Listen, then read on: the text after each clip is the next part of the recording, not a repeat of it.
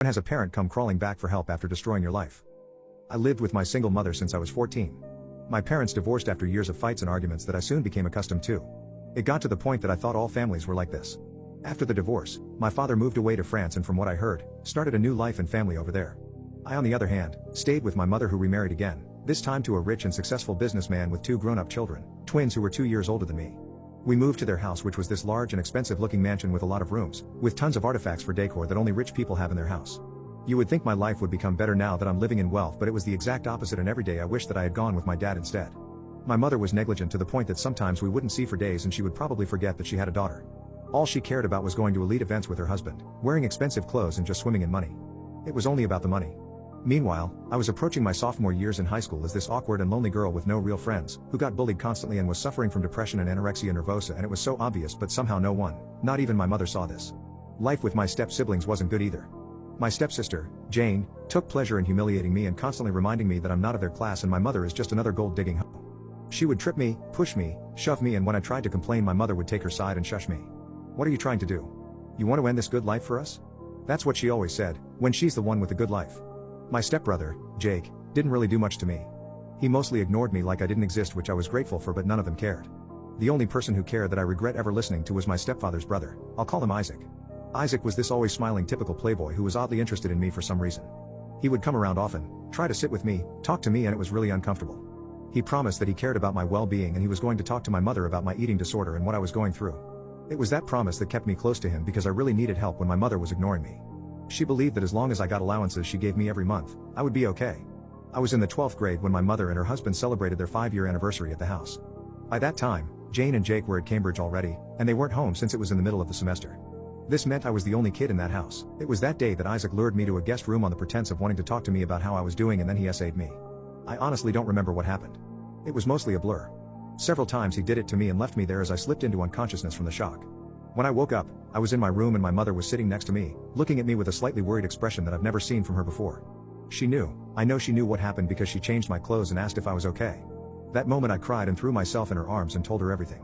She patted my head and told me it would be fine, then reached behind her and brought out a new dress and told me to hurry up and wear it so we could go outside for a family photo. My stepfather was waiting. I couldn't believe what she said to me or how she was acting. I had just gotten SA'd and she was more worried about keeping face than my health. I tried to struggle but I was too weak. She made me wear the dress and go downstairs to take the pictures with them. Throughout the whole ordeal, I was crying and my mom was constantly telling me to smile, clean the tears and look normal. The aching between my legs made them wobble as I tried to stand, everything hurt and I felt like I was going to fall soon. My mother was there, even standing with Isaac and faking smiles around. There were a lot of people and it was like a huge event. Soon it was time for me to give a speech for my parents, and immediately as I stepped on that stage, my eyes caught Isaac's smiling ones and I just let go. I screamed about what happened to me, about me being SA'd and about my mother not even caring enough. I was going to go all out to everyone there if I had not been pulled away by the help and then by my mother and dragged into the house. Immediately we were out of sight. She slapped me. Right across the face. She yelled that I didn't know what I had done. She kept talking about what people would say. The thing she kept saying the most was about her husband and how she didn't want him to get upset. I honestly could not believe my mother was acting this way. As she scolded me, my stepfather walked in angrily and grabbed me by the front of my dress. When I tell you that this man beat me, he beat me up in front of my mother and she just looked away.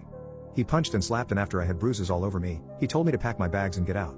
He said I was a lying and manipulative bitch, who was never content with the good life and was looking for a way to bring him down by using his innocent brother.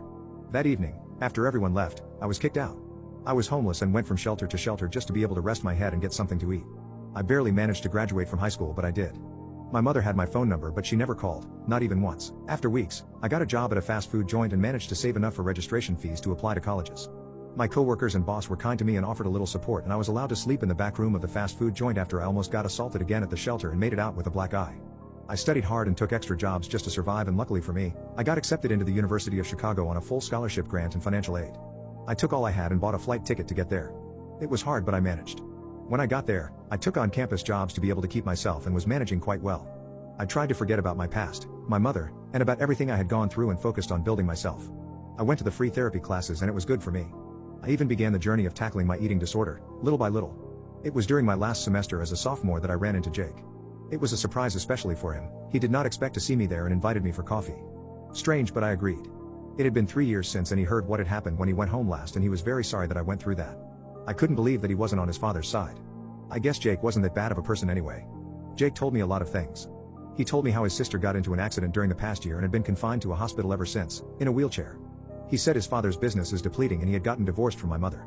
He also told me that he had left that family for good after graduating and was starting his life here in Chicago. The only person he would keep contact with is his sister. I couldn't believe it, honestly. All this happening. Jake apologized a lot for everything and believe me, I held no grudge against him. He took my phone number and we agreed to have lunch in a few days. When the time came, we had lunch but we were not alone. Jake had brought his friend, Thomas, a year older than me along. Thomas was a practicing psychologist and Jake had asked him to help me with free therapy sessions so I can tackle my disorder and trauma once and for all. In this way, I began to see Jake as a brother. We had both matured and I was grateful for his help. I had also become really close to Thomas and soon enough we began dating. Jane, my stepsister, passed away sadly after a few months of struggling. I couldn't attend the funeral because I didn't want to see anyone from that family, including my mother, and Jake understood. I worked hard at school and graduated with a degree in finance. It was then that Thomas proposed to me and I accepted. We got married soon after and Jake was the best man. His own fiancée, a very lovely girl, was my bridesmaid. As a wedding present, Thomas did the unimaginable. He managed to track down my father and flew him in from France for the reception. I couldn't believe it. I was in tears that day, and I hugged him harder than I ever could when I saw him. Turns out he had been trying to reach me all these years but my mother did not allow it. I got to meet his family and his lovely wife. I was happy and content after so many years and was glad for all the good people in my life.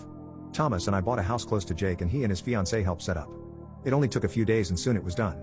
One of those days, Thomas and Jake went to town and I was left alone at home with Jake's fiancée.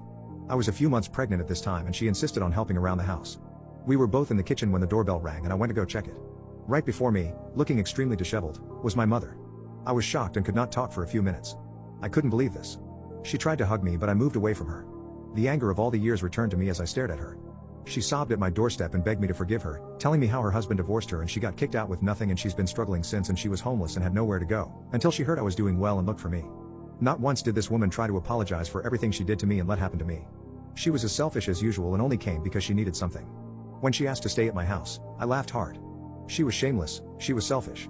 I told her everything I had in my mind, that I am glad karma has caught up with her and her husband and soon enough, Isaac. I told her she was not part of my life that only included my husband, our unborn child, my brother and his soon-to-be wife and my father. She was just a stranger that I wanted to leave my property immediately. Can you believe she tried to turn it around and call me an ungrateful daughter? When she refused to leave, I called the police and watched them drag her away, far away from me.